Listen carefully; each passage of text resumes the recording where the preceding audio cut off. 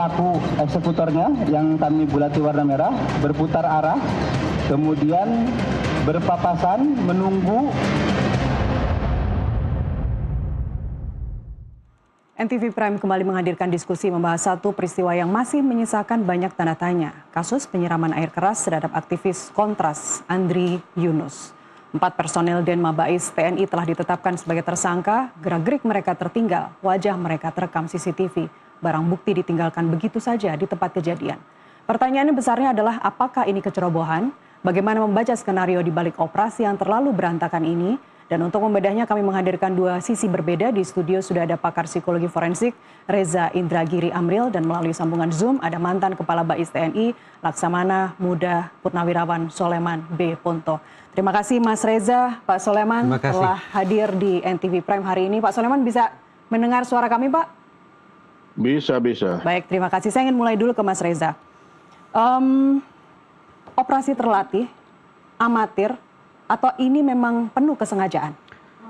Ada dua kata kunci yang disampaikan oleh baik itu pihak Polda Metro Jaya maupun Kompolnas, yaitu terencana dan terlatih. Kita masuk dulu ke terlatih. Oke.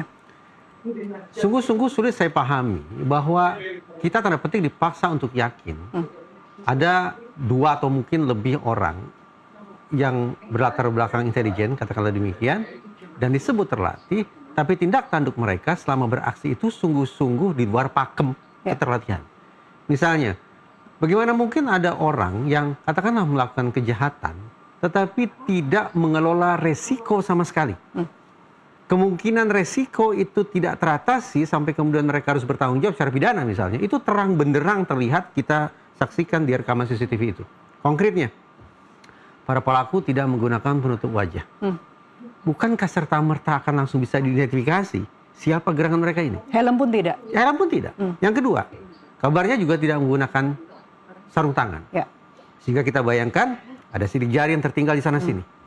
Atau cipratan kena dia sendiri? Dan puncaknya adalah, kalau memang mereka terlatih, bagaimana kemudian instrumen kejahatan yang mereka gunakan justru menjadi senjata makan tuan, yaitu mengenai tubuh mereka sendiri. Betul. Bahkan reaksi mereka ketika air keras itu mengenai tubuh salah satu pelaku adalah reaksi panik.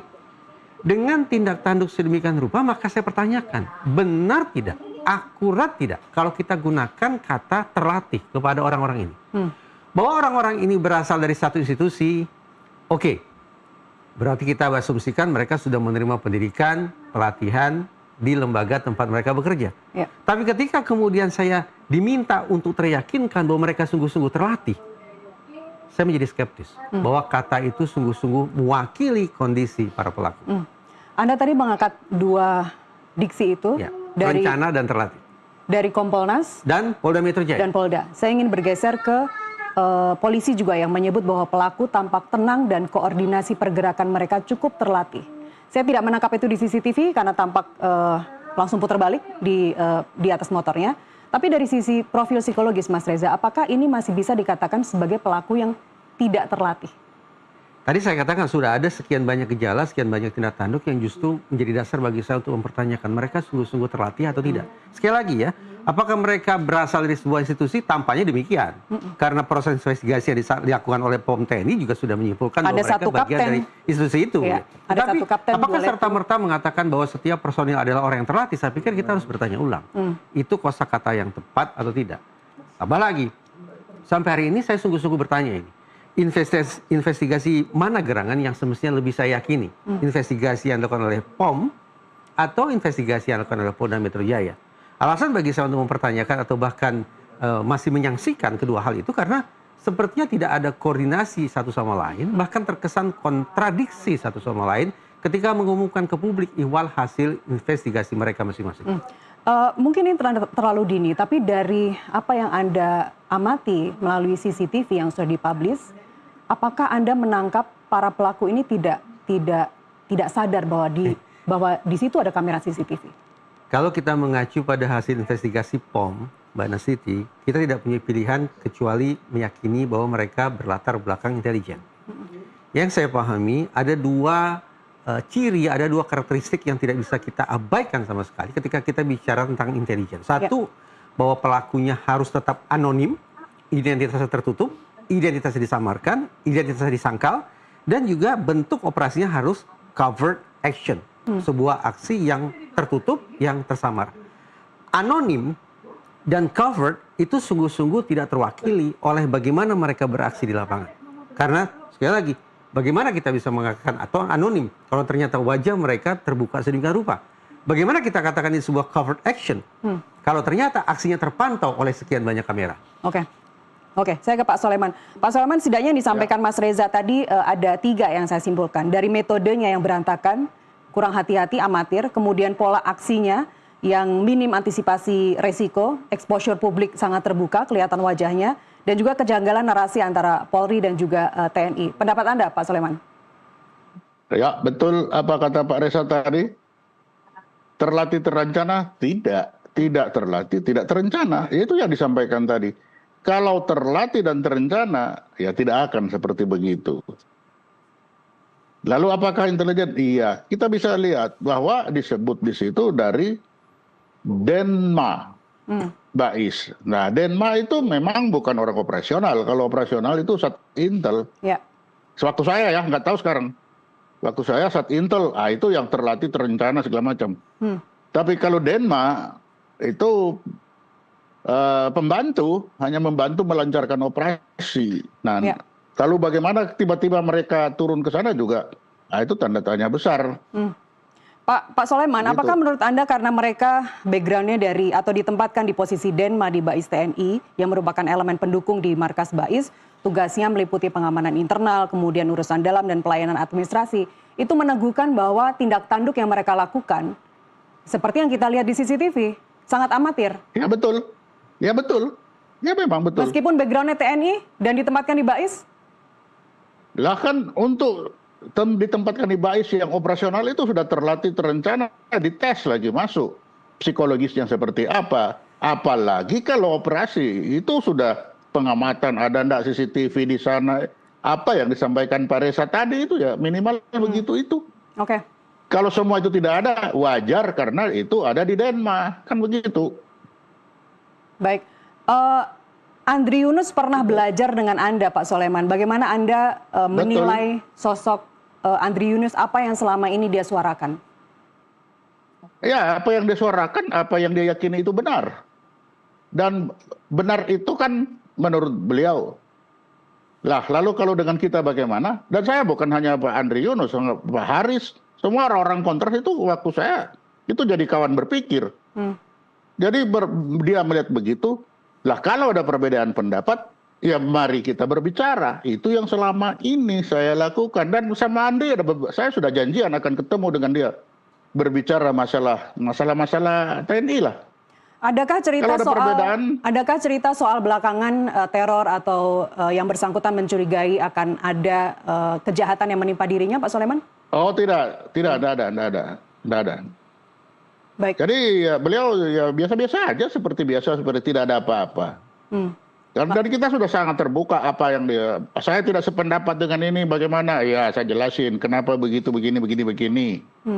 Mengapa tentara begini? Ya itu karena begitu. Itu tinggal bagaimana kan kita berbeda pendapat itu bagi saya meletakkan beda pendapat itu kawan berpikir, bukan menjadi musuh kan begitu. Mas Reza, penyiraman air keras ini kan puncaknya ya, artinya sebelumnya puncak teror terhadap aktivis, terhadap Andri Yunus, terhadap teman-teman di Kontras. Begini Mbak Nastiti, sampai hari ini yang bisa saya pahami, yang bisa saya ingat adalah dari pihak Polda Metro Jaya belum mengumumkan siapa 2 orang ini dan apa gerangan motifnya. Tetapi karena Andri Yunus, sosok yang sangat membanggakan dan mengagumkan ini, karena Andri Yunus berlatar belakang Kontras, maka sejak detik awal yang muncul di kepala publik adalah bias jangkar. Bias jangkar adalah kecenderungan untuk berpikir linear dengan pijakan informasi yang paling dini diterima oleh publik adalah yang bersangkutan baru selesai taping siniar dengan tema remilitarisasi. Kata remilitarisasi itulah yang menjadi jangkar, yang menjadi seolah justifikasi bagi semua orang untuk mengait-ngaitkan peristiwa ini bahwa Kontras merupakan musuh TNI. Karena itu, sebetulnya saya ingin bertanya, dari pemetaan, dari profiling yang misalnya Pak Ponto lakukan, apakah Kontras ini terpotret sebagai ancaman bagi keamanan? Lebih spesifik, apakah Andri Yunus juga terpotret, terprofil sebagai individu yang mengancam keamanan negara? Kenapa justru wakil koordinator, dan maaf, bukan koordinator yang menjadi sasaran penyiraman air keras? 3 hal ini sengaja saya simpan di kepala saya dan saya sampaikan sekarang secara terbuka sebagai bentuk ujian bahwa kita ini sedang terkunci dalam bias jangkar atau tidak sesungguhnya. Untuk terus-menerus menganggap Kontras bermusuhan dengan TNI. Apalagi seolah-olah Bais bermusuhan dengan TNI. Lebih-lebih, maaf, bukan Bais bermusuhan dengan TNI, tapi Bais bermusuhan dengan Kontras. Lebih-lebih, TNI bermusuhan dengan Andri Yunus. Nah, kalimat-kalimat yang tidak menyenangkan semacam itu, menurut saya belum terjawab. Namun sesungguhnya penting untuk dijawab, sekali lagi untuk memastikan apakah kita hingga detik ini masih terkunci atau tidak dalam anchoring bias, dalam bias jangkar itu. Pak Soleman boleh langsung dijawab, Pak? Iya, kalau tanya saya kan saya sudah bilang, Haris itu teman saya. Kontras selama saya jadikan Selama ini mereka apakah TNI merasa gerak-geriknya selalu dilihat oleh teman-teman aktivis, tidak hanya Kontras saja. Masyarakat, publik yang kritis, apakah mereka merasa semakin kesini semakin mengganggu orang-orang itu sehingga kalau saya mengutip Presiden Prabowo harus ditertibkan? Begini, saya kan sudah meninggalkan tentara itu sudah 2013, 13 tahun lalu. Tapi yang ingin saya sampaikan, selama saya menjabat, selama saya di sana, Kontras itu adalah kawan berpikir saya. Tanya itu Pak Haris, tanya itu Andri, tanya lagi yang lain. Beberapa kali saya malah mengajar di sana. Menyampaikan perbedaan pendapat itu, mengapa terjadi perbedaan pendapat. Jadi kalau sekarang saya ditanya, sebagai saya, mereka kawan berpikir. Baik.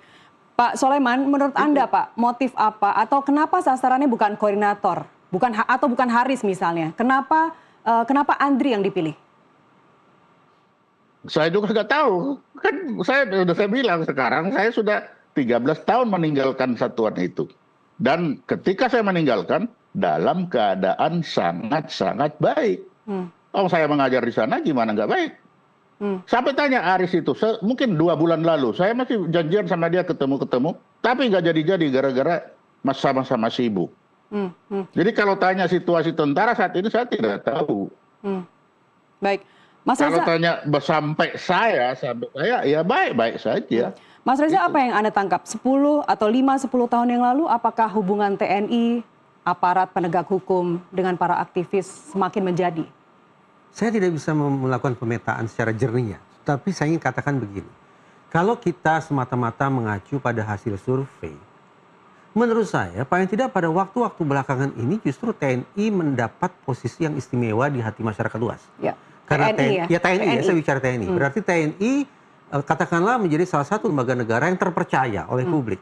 Saya tidak percaya bahwa masa sekarang merupakan masa yang tanda petik ideal bagi TNI, misalnya begitu, untuk kemudian melakukan aksi yang sedemikian berbahaya terhadap pihak manapun itu, ketika sekali lagi pada masa yang sama TNI mendapat posisi yang istimewa di hati masyarakat.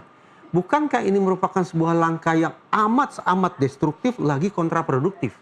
Karena itulah, mungkin karena keterbatasan saya dalam benalar ya, maka saya memperkirakan apakah ini merupakan sebuah false flag operation. Kalau ini merupakan false flag operation atau operasi bendera yang palsu, maka memang sepatutnya kita tidak berpikir secara linear.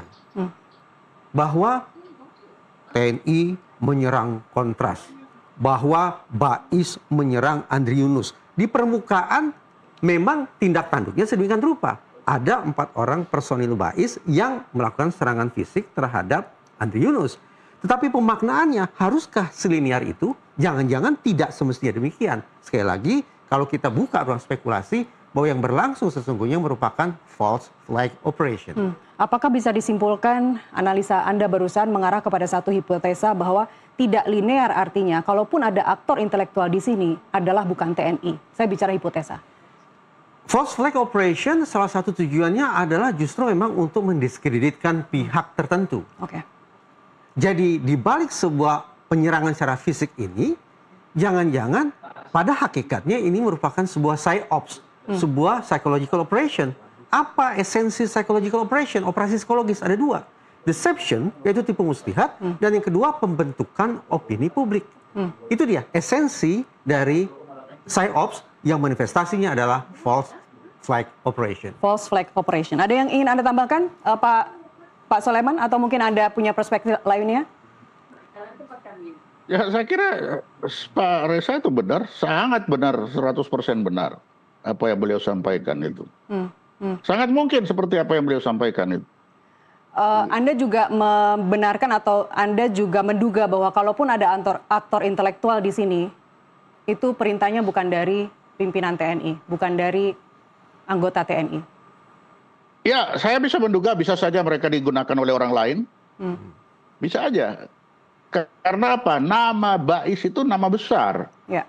Menggunakan orang-orang yang ada di dapurnya itu tetap membawa nama Bais.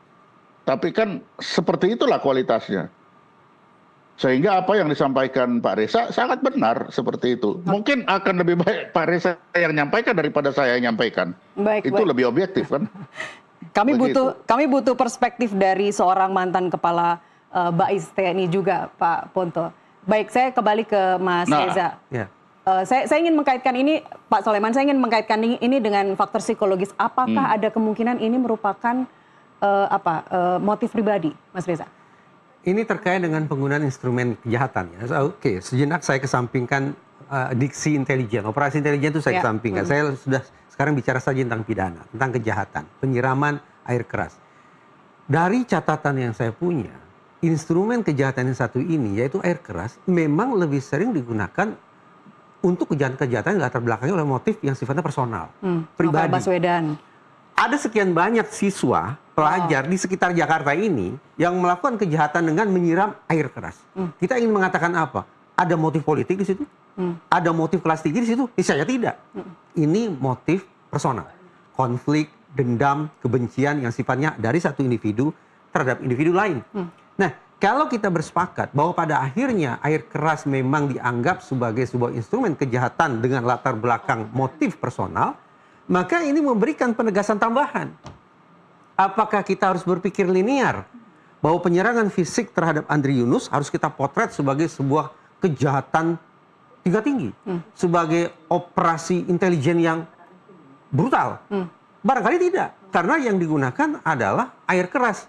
Air keras yang notabene merupakan instrumen kejahatan yang berulang kali digunakan justru dalam aksi-aksi kejahatan dengan motif personal. Setiap kali kasus ini terjadi, entah yang tadi Anda sampaikan bahwa ini bisa menyerang siapapun, bukan untuk kasus-kasus intelektual atau politis, ini langsung menimbulkan fear. Apa yang terjadi di masyarakat saat ini dan bagaimana Anda melihat apa yang harus dilakukan, terutama para aktivis? Sebetulnya yang kita alami saat ini adalah vicarious trauma. Kenapa kita sudah sekian hari peristiwa ini berlangsung, kita masih terguncang, ini menandakan kita sudah mengalami gejala vicarious trauma. Bahwa guncangan batin yang kita rasakan bukan karena kita saudaranya Andri Yunus, bukan. Bukan karena berada di TKP, bukan. Bukan karena saya berlatar belakang aktivis, bukan. Bukan karena saya berprofesi sebagai orang intelijen, juga bukan. Tapi semata-mata menyimak pemberitaan, apalagi ada suara teriakan, suara jeritan kesakitan dari Andri Yunus berulang kali, itu akhirnya memantik vicarious trauma di kalangan kita. Berarti sebutlah ini sebuah goncangan kolektif yang sifatnya massal. Ternyata korban bukan hanya satu. Kalau kita mau jujur, ada korban tersier. Siapa? Ya kita-kita ini. Yang tidak berada di TKP, yang jauh dari TKP, tapi kita bisa menyimak secara audiovisual bagaimana peristiwa itu berlangsung dan kita ikut mengalami keterguncangan akibatnya. Pak Soleman, dalam teori intelijen, Pak Soleman, apa yang kemudian Pak Soleman masih bersama kami? Baik, tampaknya kita terputus. Kita akan kembali menghubungi Pak Soleman B. Ponto, mantan Kepala Bais TNI. Mas Reza, Pak Soleman, baik. Pak Soleman, dalam teori intelijen, sebenarnya apa tujuan strategis dari operasi yang kalau kita bisa simpulkan ini sengaja dibuat berantakan agar mudah terungkap? Ya itu saya bilang tadi, Pak Reza sudah sampaikan tadi. Kalau itu operasi beneran tidak akan seperti itu. yang kita lihat itu ada ketidakprofesionalan. Tidak profesional ini kalau kita tarik lagi di mana mereka berada di BAIS, ada di Denma. Ya Denma memang orang-orang tidak profesional. Sehingga dari situ yang kita bisa lihat tidak mungkin atau sangat kecil kemungkinan itu adalah operasi yang benar-benar akan dilaksanakan oleh BAIS. Tapi kalau nama besar BAIS dipakai oleh orang lain dengan menggunakan orang-orang yang seperti tadi, itu bisa saja terjadi. Kalau di struktur Seperti operasional apa di yang BAIS disampaikan sendiri, Vanessa, bisa aja. baik, untuk struktur Kalau BAIS operasional sendiri di... menggunakan itu saya kira Ya, silakan Pak. sangat kecil kemungkinannya. Kalau BAIS saya kira sangat kecil kemungkinannya. Kalau BAIS terlatih, terstruktur, terencana itu tidak akan seperti itu. Itu bisa, kalau BAIS itu bisa sebuah CCTV itu sudah mati duluan itu sebelum dilakukan itu. Iya. Pak Soleman, kalau dari struktur internal di BAIS sendiri Pak, siapa yang bisa memerintahkan siapa? Artinya mereka ada 4 tersangka pelaku ini, mereka ditempatkan di Denma BAIS, siapa yang bisa memerintahkan mereka? Yang bisa memerintahkan ya Kabais, Wakabais itu paling tinggi itu. K dan Waka yang paling tinggi itu yang bisa memerintahkan. Tetapi mereka juga bisa dimanfaatkan oleh orang lain dengan pertemanan. Bisa aja.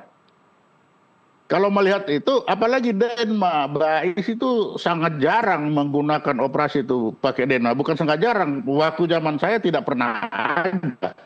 Operasi itu dilaksanakan Direktorat A, B, C, D, D juga sekarang barangkali baru dengan Sat Intel. Ya. Artinya, tapi Denma nggak ada. Denma itu hanya urusan dalam. Urusan administrasi, pelayanan administrasi. Artinya boleh saya simpulkan bahwa sangat mungkin yang mereka lakukan ini di luar sepengetahuan dari para komandannya. Pak Soleman? Baik, Mas Reza boleh dibantu? Untuk meluruskan ini, ada seorang kapten, 2 letu, dan 1 serda yang sudah diumumkan sebagai tersangka pelaku penyiraman air keras. Bisa saya simpulkan dari pernyataan Pak Soleman tadi bahwa mereka keempatnya ini di luar sepengetahuan dari komandan masing-masing? Kalau itu yang dikatakan oleh Pak Ponto, maka istilahnya adalah rouge operation, operasi merah. Katakanlah ada kelompok sempalan dalam sebuah institusi, mereka bekerja tanpa mengikuti adanya hierarki organisasi, berada di luar struktur komando, sehingga mereka beraksi atau mengambil inisiatif sendiri. Pertanyaannya, kalau kita menganggap ini merupakan sebuah rouge operation, pasti ada sumber pembiayaannya, ada sponsornya, ada pihak yang sungguh-sungguh punya hajatan besar di balik operasi yang amat sangat buruk dan berantakan ini. Pertanyaan, siapa gerangan? Pihak yang mendanai, yang mencukongi munculnya kelompok sempalan semacam itu. Apakah serta-merta dari internal? Tidak demikian. Kita nggak berpikir linear. Ya. Boleh jadi ada pihak eksternal yang berhasil, entah itu melakukan penggalangan, entah itu melakukan infiltrasi, entah itu melakukan perekrutan, untuk memastikan ada pihak-pihak tertentu dalam sebuah institusi yang kemudian melakukan operasi gagal dan itu dijadikan sebagai instrumen atau media untuk menjalankan PSYOPS yang saya sebut tadi, yaitu operasi psikologis guna mendiskreditkan institusi tertentu. Tapi kita tetap harus optimis bahwa pelaku sesungguhnya aktor intelektual akan terungkap. Pada kesempatan ini justru pertama pada satu sisi ingin memberikan apresiasi kepada Polda Metro Jaya yang sudah bekerja serius. Tapi di lain sisi saya ingin mewanti-wanti. Karena sadar tidak sadar pihak Polda Metro Jaya justru sudah buka-bukaan tentang aparatus keamanan di wilayah DKI Jakarta. Ada sekian banyak kamera dalam radius kilometer sampai ke kawasan-kawasan strategis di daerah Juanda. Dengan tingkat ketajaman kamera sedemikian rupa. Apa yang ingin saya katakan? Mudah-mudahan tidak. Adakah kemungkinan ada sebuah operasi yang memang diselenggarakan sesungguhnya tidak terhadap kontras, tidak dengan target Andri Yunus.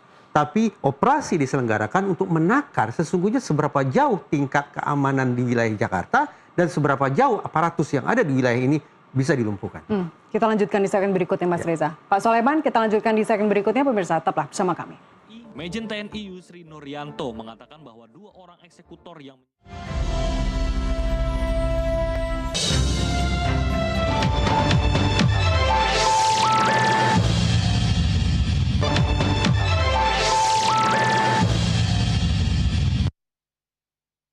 Kita lanjutkan dialog. Di studio saya masih bersama pakar psikologi forensik Mas Reza Indragiri Amril, dan melalui sambungan Zoom saya masih bersama mantan Kepala Bais TNI Laksamana Muda Purnawirawan Soleman B. Ponto. Pak Soleman, apa masukan Anda terhadap TNI, terhadap polisi, terhadap aparat penegak hukum saat ini? Banyak pihak yang meragukan bahwa kasus ini akan diusut secara tuntas dan kita semua mengetahui secara terbuka siapa aktor intelektualnya. Lagi Pak, tadi nggak kedengaran pertanyaan awalnya. Saran Anda Pak, saran Anda untuk TNI, untuk aparat penegak hukum? Ya saya pikir karena korbannya ini orang sipil, maka polisi laksanakanlah tugas dengan sebaik-baiknya untuk mencari data selengkap-lengkapnya, baru disampaikan kepada POM. Kalau seperti saya sarankan supaya dibentuk tim koneksitas. Karena pelakunya adalah militer, korbannya ada sipil, maka dibentuklah tim koneksitas sehingga di sana bertemu POM dan Polri ini, mereka bisa tukar-menukar data sehingga bisa ketemu siapa sebenarnya yang sedang bermain di belakang layar dengan memanfaatkan anggota Denma Bais TNI. Menurut Anda konferensi pers selama ini yang sudah dilaksanakan, baik itu Polda, baik itu TNI, apakah sudah sesuai tracknya Pak, sesuai SOP-nya? Ya kalau yang disampaikan Pak Reza tadi, kalau bilang ini terlatih ya tidak seperti itulah. Kalau terencana ya tidak seperti itu. Tapi kalau orangnya sudah ditemukan, ini seperti itu bagus, sudah betul. Baik. Saya melihat polisi ini berupaya memperlihatkan bahwa data yang mereka bikin itu valid. Ya memang bagus, saya berapresiasi itu. Nah sehingga dengan data yang valid ini diharapkan ini ditindaklanjuti oleh POM. Tapi tentunya ya itu tadi harus ada, kita lihat bersama bagaimana, karena kita juga tidak menginginkan jangan sampai satuan-satuan seperti Bais ini dimanfaatkan oleh orang-orang lain untuk kepentingan masing-masing pribadi mereka. Ya, terkait dengan penyebutan inisial tersangka yang berbeda Pak antara Polri dan TNI, pendapat Anda? Pak Soleman? Baik, kita mengalami gangguan komunikasi dengan Pak Soleman B. Ponto, kita akan coba kembali. Ini janggal sih Mas, atau menurut Anda ini sesuatu yang disengaja? Apa terkait dengan empat nama-nama pelaku beda tersangka yang inisialnya berbeda. Kalau di segmen-segmen sebelumnya sepertinya narasi saya penuh dengan paranoia gitu ya, kecurigaan yang berlebihan. Sekarang saya ingin memakai narasi yang positif. Bahwa adanya perbedaan inisial 4 nama yang dikeluarkan oleh POM dan 2 nama yang dikeluarkan oleh pihak Polda Metro Jaya ini menjadi PR. Bahwa memang dibutuhkan adanya tim koneksitas. Nah, mungkin harus lebih transparan juga dari pihak Polda Metro Jaya untuk memastikan sebetulnya 2 orang ini sipil atau bukan sipil. Kenapa Anda dari tadi menyebut 2? Karena dari Polda Metro Jaya menyebut hanya 2 nama. Ada Kata mereka ada 4 atau bahkan mungkin lebih. Tapi faktanya dalam jumpa pers yang disebut inisialnya hanya 2 nama. Sehingga Anda dalam melakukan analisa, Anda terpusat pada 2 nama saja? Apa boleh buat, yang teramati oleh mata saya hanyalah mereka 2 orang ini yang terekam di kamera CCTV. 4 orang, 5 orang atau lebih yang disebut oleh Polda Metro Jaya praktis keluar dari cermatan saya. Dan 2 orang itu adalah 1 kapten dan 1 letu? Saya tidak tahu, benarkah demikian? Apakah mereka adalah militer? Saya tidak tahu. Dari pihak Polda Metro Jaya sepanjang ingatan saya berjalan, belum menyebut sama sekali latar belakang pekerjaan atau profesi 2 orang ini apa. Sipil atau bukan sipil. Oke, saya ke Pak Soleman. Pak, seharusnya ini diklarifikasi atau tidak sih Pak? Bahwa ada di luaran yang menyebut ada Kapten NDP, Letu SL, Letu BHW, Serda ES. Siapa yang berhak dan langsung segera mengklarifikasi supaya tidak semakin riuh di luar? Ya memang kan selama ini kan, nah inilah yang sulitnya sekarang karena yang pelakunya adalah militer, korbannya adalah sipil. Nah yang mencari dari sisi korban itu adalah polisi. Nah polisi menyampaikan kepada POM, itu kalau dalam kasus seperti itu hukum acaranya nggak ada. Jadi dia terputus sehingga tidak bisa juga polisi memaksa, POM juga tidak bisa memaksa. Karena di sini ada terputusnya hukum acara. Itulah sebenarnya saya menyarankan untuk menggunakan koneksitas. Nah, masalahnya koneksitas sekarang itu di KUHP yang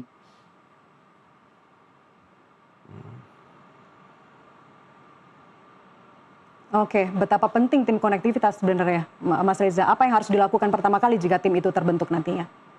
Ada 4 tolak ukur pengungkapan kasus pidana yang saya pakai untuk menakar apakah ini kerja yang bermutu atau tidak bermutu, yaitu tuntas, menyeluruh, objektif, dan transparan. Sudah ada satu PR yang muncul sekarang yaitu menyeluruh. Ya. Seberapa jauh proses investigasi baik yang dilakukan oleh POM maupun dilakukan oleh pihak Polda Metro Jaya ini akan mencapai sejauh mana?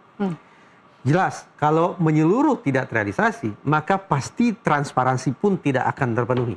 Berarti akan mengesankan ada hal yang ditutup-tutupi. Nah, pembentukan tim koneksitas sebagaimana yang digagas oleh Pak Ponto tadi, diharapkan akan bisa memompa realisasinya transparansi, sekaligus menyeluruh.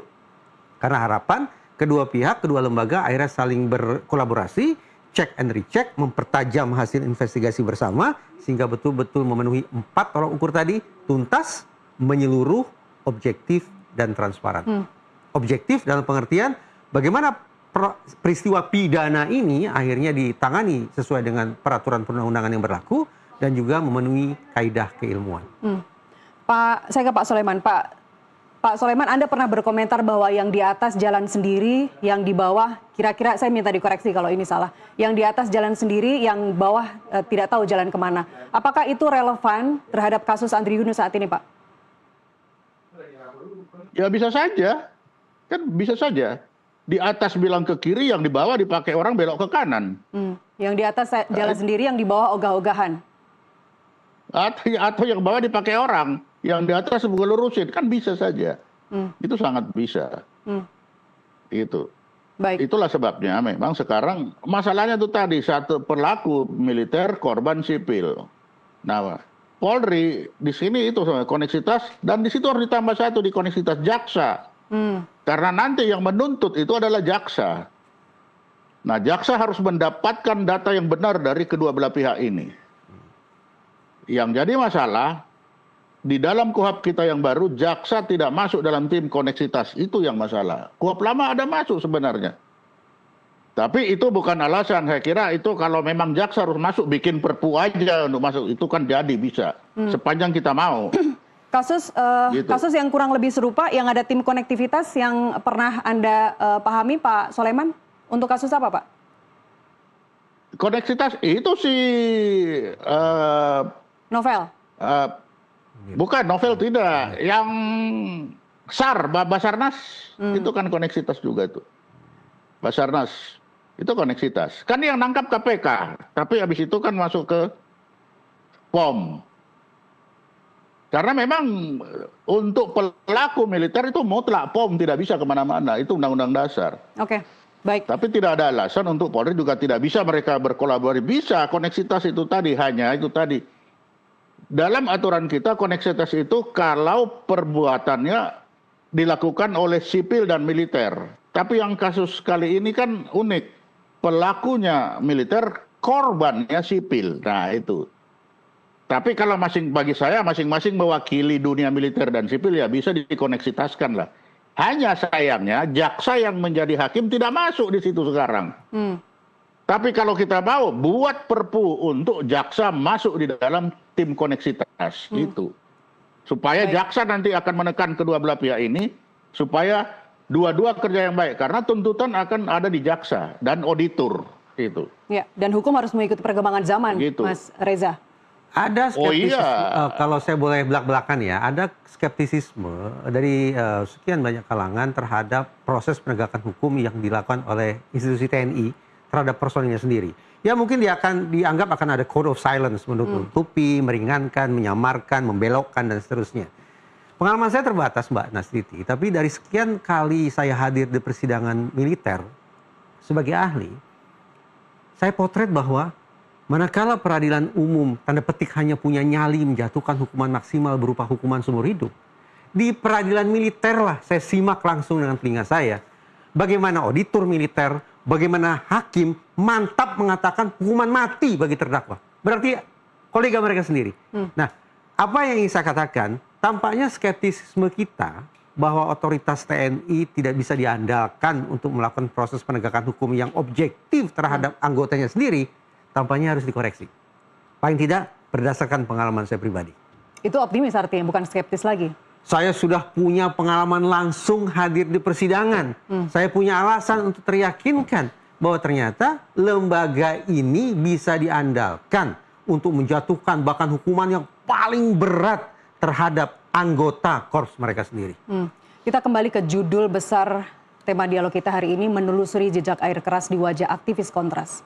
Aktivis Kontras di sini adalah simbol, Mas Reza. Ya. Aktivis yang lain, bahkan warga sipil pun yang berkomentar terus-terusan soal MBG, soal kasus lainnya, sangat banyak. Sebenarnya apa pesan utama yang dilakukan oleh pelaku melalui penyiraman air keras ini? Saya tidak tahu. Saya tidak tahu. Tadi saya katakan, kalau kita kemudian membingkai peristiwa ini sebagai sebuah operasi intelijen yang sayangnya sedemikian buruk, sedemikian kotor, sedemikian berantakan, kita tidak cukup hanya dengan melihat apa yang kita bisa indera. Tapi kita harus memahami apa yang sesungguhnya berlangsung di balik itu. Menurut saya, proses hukum yang sedemikian panjang ini tampaknya mempertegas dugaan benar ini kekerasan yang sifatnya fisik, frontal terhadap aktivis, tapi jangan-jangan di balik itu ini merupakan psychological operation yang fokusnya adalah deception atau tipu muslihat dan pembentukan opini. Baik, Pak Soleman, Anda pernah berkomentar bahwa TNI tidak sedang baik-baik saja. Apakah semakin relevan dengan kondisi saat ini? Iya, ini bukti bagaimana Denma itu bisa lolos kemana-mana, dia berjalan dengan tenang, kan itu. Itu anggota Denma bisa lari kemana-mana, artinya di sana pengawasannya kemana ini kan berkurang. Sehingga mereka bisa ke sana dan melaksanakan perbuatan pidana seperti itu lagi. Itu kan sangat-sangat buruk itu. Apa pesan terbesar, Pak? Apa yang Anda duga sebagai pesan terbesar dari pelaku penyiraman air keras ini? Pak Soleman? Baik, untuk rasa aman bagi masyarakat khususnya di Jakarta, apa yang perlu dilakukan oleh Polda? Kita harus berlindung kepada polisi dalam hal pencegahan kekerasan, pencegahan kejahatan. Tadi sempat saya sampaikan ya, saya yakin Polda Metro Jaya mencoba transparan sekaligus menenangkan publik dengan mendeskripsikan sedemikian rinci kerja-kerja positif yang sudah mereka lakukan. Dan saya angkat topi tentang hal itu. Terbayang oleh kita betapa di Jakarta ini ada sekian puluh bahkan mungkin sekian ratus kamera tersembunyi yang bisa memantau kita 24 jam sehari, milik Kementerian Perhubungan berapa banyak, milik polisi berapa banyak, di posisi sebelah mana, tingkat ketajaman seperti apa. Kalau kita jadikan data-data itu sebagai sebuah narasi positif, maka kita pantas berharap bahwa pelaku kejahatan di wilayah DKI Jakarta ini, apalagi ketika menggunakan cara-cara brutal sama, yaitu menggunakan air keras, akan berpikir ulang bahwa ternyata ada jutaan mata yang menyaksikan tindak tanduk jahat mereka. Itu secara positif. Tapi kalau secara negatif, sungguh-sungguh saya tidak berharap ini menjadi kenyataan, tapi teman-teman Polda Metro Jaya semoga bisa seksama. Jangan sampai data-data yang mereka ungkap ke publik justru dimanfaatkan secara keliru oleh orang-orang yang tidak bertanggung jawab karena berhasil melakukan pemetaan di mana posisi kamera sekaligus menemukan cara-cara untuk melumpuhkannya. Karena kalau itu terjadi, apa boleh buat? Loopholes-nya justru diciptakan oleh otoritas penegakan hukum itu sendiri. Semoga tidak demikian. Karena dalam hal strategi pengamanan justru tidak semuanya itu harus Tadi saya dibongkar. katakan, covered, anonim. Semua harus tersembunyi. Individu yang melakukan pengamanan tidak diumbar kemana-mana, dan operasi atau aksi mereka juga tersamar, tidak bisa dipahami, tidak bisa disaksikan oleh indera biasa. Baik, baik. Terakhir saya ke Pak Soleman, sekaligus closing statement, Pak. Apa pesan Anda kepada para aktivis dan mereka yang sangat kritis bersuara terhadap pemerintah? Ya, bagi para aktivis, bagi yang bersuara, ya bersuaralah seperti hati nurani apa yang mereka yakini itu benar, bersuaralah. Badai pasti berlalu. Apapun kebenaran itu akan punya jalan sendiri. Jadi jangan takut masalah begini. Dan Anda optimis, Pak? Anda optimis kalaupun ada aktor intelektual di balik penyiraman air keras terhadap Andri Yunus akan terungkap, tidak seperti kasus sebelumnya? Kalau aktor intelektual seperti yang sudah-sudah saya juga pernah nyatakan, yang selalu yang akan menjadi korban adalah pelakunya. Kalau aktor intelektual, karena kita belum ada hukuman untuk yang berpikir. Hukuman pidana itu bagi yang melakukan perbuatan. Ya, itu undang-undang kita begitu. Ya. Jadi jangan kita berharap di luar aturan undang-undang itu. Ya, karena ide tidak bisa Begitu. dipenjara. Karena perintah saja tidak bisa dipenjara. Tidak bisa. Sayang sekali kita harus menutup dialog ini. Betul. Pak Soleman, terima kasih telah bersama kami. Mas Hendra, Mas Terima kasih. Reza, Terima kasih. kita diskusi di lain kesempatan. Terima Dan kasih. kita harus tetap optimis untuk tahu siapa pelaku sesungguhnya. Dan optimis Jakarta semakin aman. Optimis Jakarta semakin aman. Baik, Mas Reza terima kasih, Pak Soleman terima kasih. Pemirsa, kini banyak mata memandang sudut berbeda, merunut makna jejak air keras yang merusak. Kita telah menggali, kita telah bertanya, namun kebenaran sejati hanya waktu yang bisa menjawabnya. Tubuh manusia bisa terluka, tapi semangat tidak akan pernah sirna.